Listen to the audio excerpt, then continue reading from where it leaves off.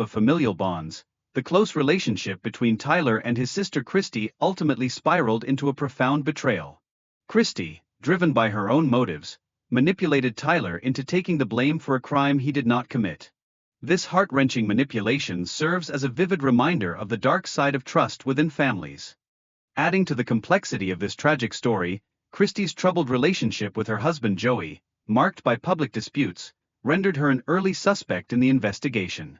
This troubling backdrop not only deepened the intrigue but also paved the way for Tyler's wrongful accusation, showcasing how personal struggles can shape the course of justice.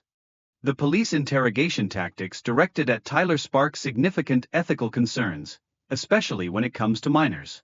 These high-pressure methods can easily lead to false confessions, casting a looming shadow over the justice system and highlighting the severe consequences faced by innocent individuals caught in its web. In the midst of this turmoil, the intense pressure Tyler endured during his sister's emotional plea reveals the psychological tactics often employed by law enforcement during interrogations. It's a stark reminder of how vulnerability can be exploited, pushing innocent individuals toward false confessions in their most desperate moments. Tyler's life sentence without the possibility of parole raises serious questions about the justice system's treatment of minors. His harrowing experience reflects broader, pressing issues surrounding youth incarceration and the critical need for a focus on rehabilitation, rather than mere punishment. At the core of this heart-wrenching narrative lies Sharon Clay's unwavering sacrifices for her son. Her extraordinary dedication underscores the lengths to which a parent will go for their child's well-being. This powerful determination perfectly illustrates the profound impact of familial support during the darkest of times. In a pivotal turn of events, Wade's astute discovery regarding the uncertified pathologist became a beacon of hope in overturning Tyler's conviction. This critical revelation highlights the indisputable importance of proper qualifications in legal cases, pushing the state to re-evaluate its hasty conclusions.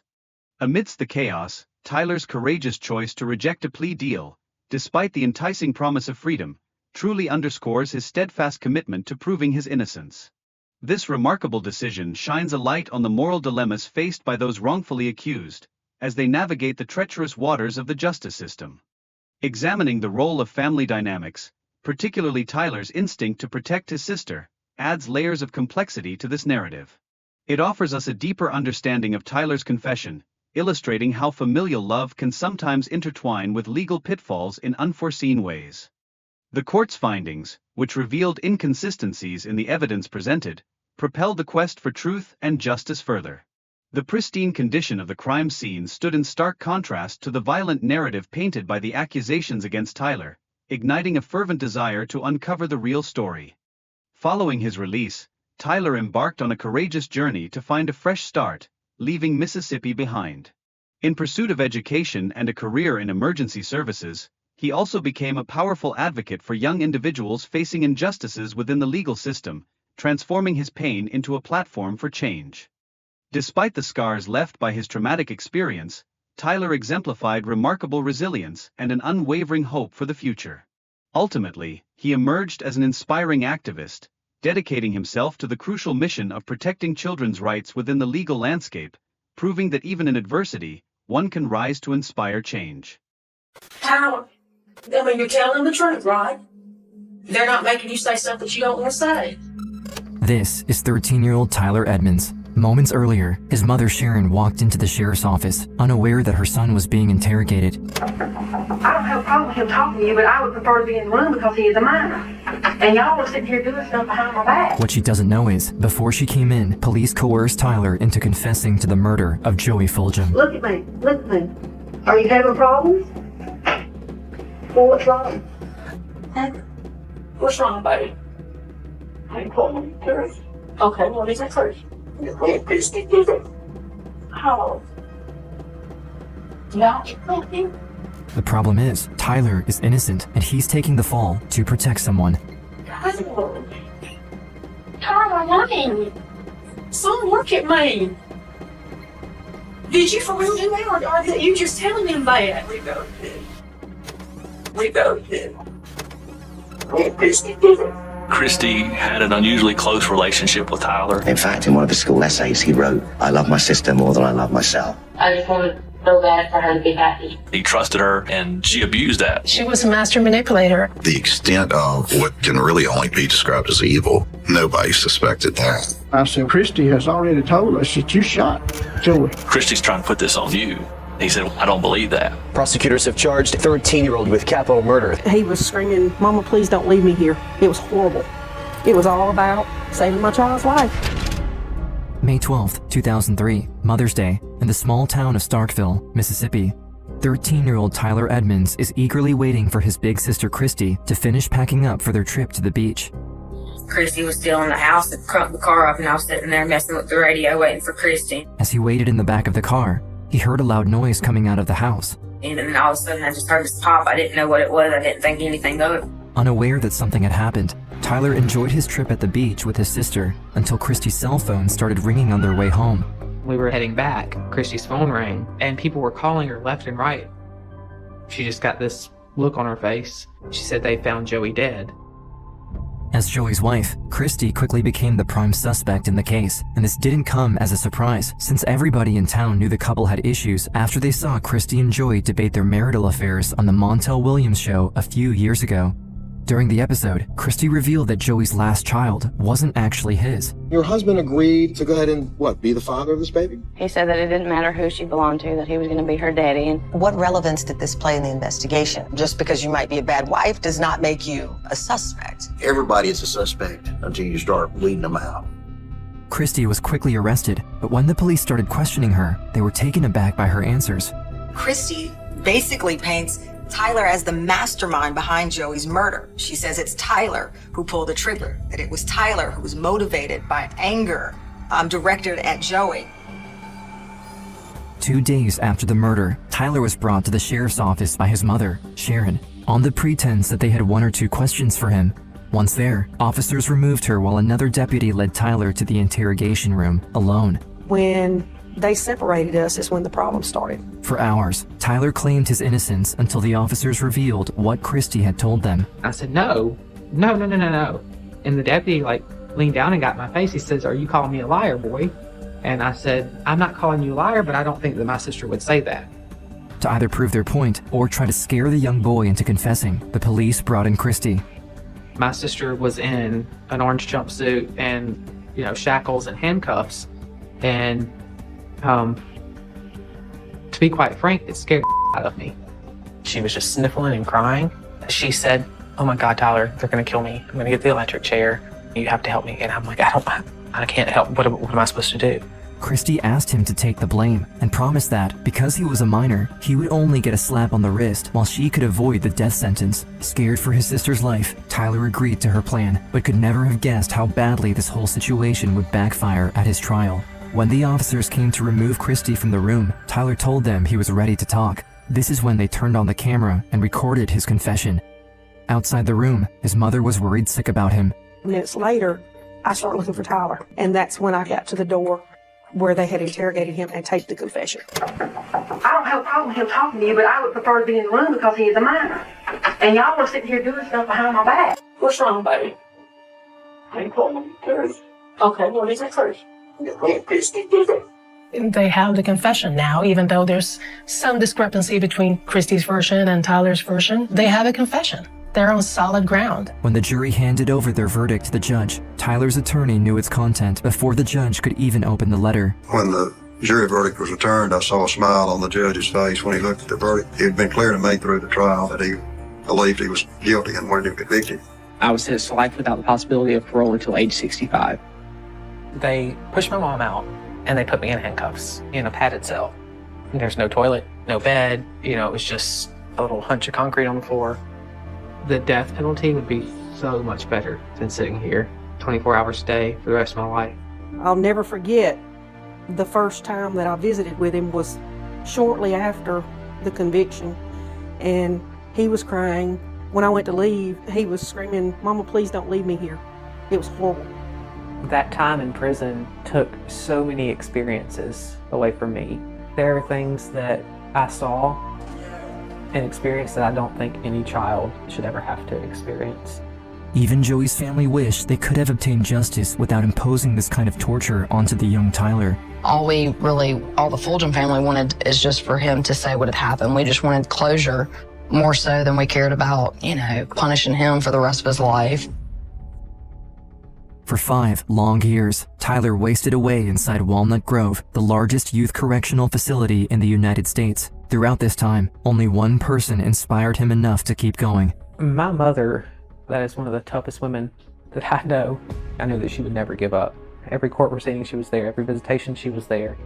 As a single mother with very few resources, Sharon Clay had to make a choice. If she ever wanted to free her son, she'd need to make huge sacrifices.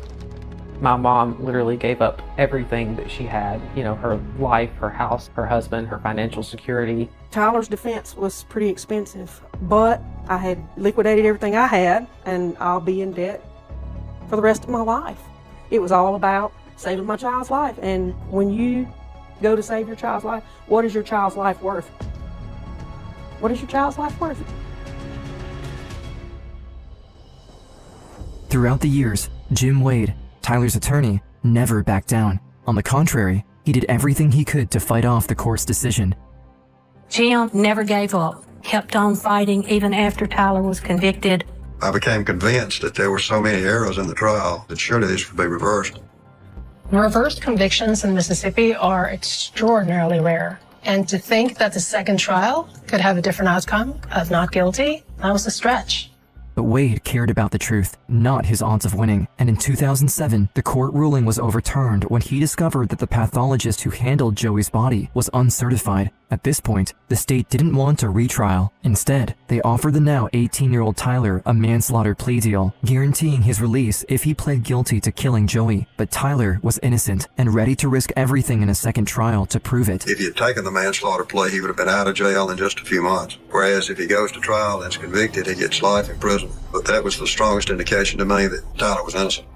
Every now and then, I've come across an attorney who has been just incredibly emotionally invested in their client. And I think Jim Wade is one of those. Wade's first witness was Christy herself, who had been sentenced to death following her own murder trial 4 years ago. I thought, she's got nothing to lose. Maybe she'll tell the truth. Would you state your name, please, ma'am? Christy Fulgham. Miss Fulgham, you're Tyler Edmonds' sister, is that correct? On the advice of my attorney, I'm not answering any questions. And she takes the fifth to every question. On the prosecution side, Tyler was called to the stand, where the DA directly asked him about the confession. Did you lie when you gave that statement? Yes, sir, I did. And how did you lie? By saying that I had something to do with the murder of Joey Fulgham. Why did you lie? To protect my sister. It's not easy to believe that somebody that looks like him committed this crime. There's only one person in this courtroom who is an admitted liar, and that's the person sitting over there in between his two lawyers. His whole defense is, I'm a liar. Folks, somebody who will lie, protect his sister, will lie to protect himself. But after 5 years of preparation, Jim Wade had a lot more tricks up his sleeve. Starting with the surprise witness, Danny Edmonds, Tyler and Christy's estranged father. So Christy came to your house, and tell the jury what y'all discussed at your house when Christy came over. She asked me for Danny that she wanted to kill Joey. And I asked her why. And she said he was mean to her. And it is. And I told her to just leave it. And she said, no, he's got a life insurance policy. For years, independently from Sharon, Danny attempted to get his voice heard by the authorities, who ignored him due to his son's false confession, even though the Starkville police were aware that Christy was after Joey's insurance money. I was at work and received a telephone call from Christy. She asked me about Joey's life insurance policy, how much it was for, who the beneficiary was. With the clear motive for Christy, Wade thought he garnered the jury's favor, but the DA went ahead and showed them the confession to rally them to his side instead. Okay, what is it first? Me and Christy did it. Those were this defendant's words, ladies and gentlemen of the jury. They were not mine. Without video evidence of Christy's intervention and subsequent manipulation of her brother during Tyler's 2003 interview, Wade tried to bring in a false confession expert to the stand, a request the judge refused. For Jim Wade and the defense, it was a huge blow not to be able to call this expert witness in false confessions. But once again, Wade bounced back. He showed the jury a clip of his own. In Tyler's confession, the boy claimed that he saw Joey's blood splatter on his bed after he allegedly shot him. How do you know that he... I saw some blood. Which, according to the new court-appointed pathologist, is impossible with such a small wound from a .22 caliber rifle. Goes in and does significant damage inside the brain. But in this kind of a wound, the bleeding doesn't start right away. Wade then showed pictures of the crime scene to the jury and read some of the CSI report from May 10, 2003, claiming that the scene was pristine, with no blood in sight and no trace of evident cleaning or dissimulation. There's a discrepancy there between what he says he saw and what the evidence would have looked like. For Tyler, everything's at stake here. Tyler's entire life is at stake.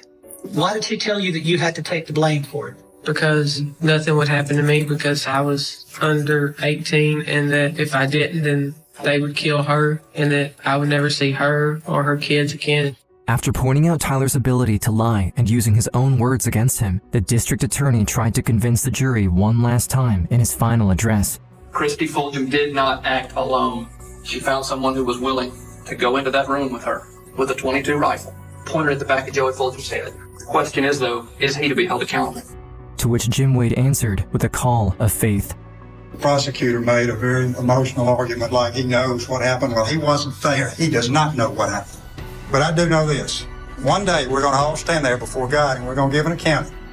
If I were sitting on this jury, I'd a lot rather be up there telling God I voted that child not guilty than telling him I bore false witness against my neighbor. 4 hours later, the jury reached a unanimous verdict. The jury has turned a verdict of not guilty. You are hereby discharged. You may go. I'm relieved. I've been praying for this for almost 6 years. It's been torture. I'm just glad I can move on with my life. God is good, and I've prayed how I couldn't pray anymore.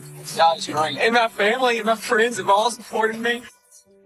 Though Tyler was prepared to face a lifetime in prison to assert his innocence, he was finally free. Jim Wade and Sharon's long battle was over, and the attorney couldn't be prouder of his client's resilience and strength throughout the years. I told Tyler this morning, my life is, coming close to its end, and his is just beginning, so he has all the potential in the world. Now that this burden's lifted, there's no telling what this young man will accomplish.